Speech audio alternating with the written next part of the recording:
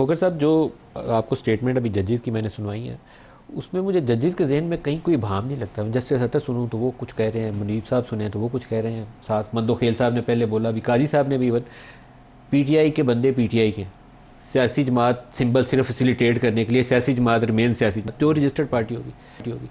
तो ये तो कंसेप्ट तो उनका बड़ा क्लियर है, कोई कन्फ्यूजन तो मुझे मलिक काफी साहब, नजर आ रही है। पूरे पूरे मुल्क में क्लैरिटी है, पूरी लीगल फ्रेटर्निटी में तो क्लैरिटी है। कन्फ्यूजन कहाँ पर है? कन्फ्यूजन ये है कि जहाँ से इलेक्शन कमीशन ने अहकामात लेते हुए उन्होंने गलत फैसले किए, उन्होंने डिप्राइव किया सबसे पहले इलेक्शन सिंबल से तहरीक इंसाफ को, उस फैसले के ऊपर मोहर लगाई काजी फायज ईसा साहब की अदालत ने।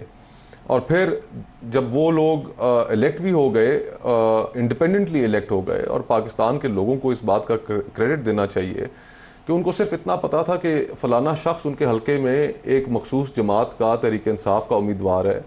कई जगहों पे तो 3-3, 4-4 इलेक्शन सिंबल थे, कहीं बैंगन था, कहीं करेला था, कहीं चिमटा था, जूता पता नहीं क्या कुछ था। और उसके बावजूद हमारे मुल्क की बहुत बड़ी कसीर तादाद दही हलकों में रहती है। निशानात का समझाना एक बहुत बड़ा एक उम्मीदवार के लिए चैलेंज होता है। उसके बावजूद लोगों ने जब उस जमात के लिए वोट कर दिया। जस्टिस मुनीब के अल्फाज अगर सुने हो तो वो कह रहे हैं कि सुप्रीम कोर्ट ने रबर स्टैंप की तरह उसके ऊपर मोहर दिया। और ये हमारी जुडिशल हिस्ट्री में ये अच्छे अल्फाज से याद नहीं रखा जाएगा। ये फैसला एक जो हमारे आइन की जो स्पिरिट है, जो आइन हमारा जहाँ से शुरू होता है, वो इस चीज़ बुनियाद के ऊपर खड़ा हुआ है कि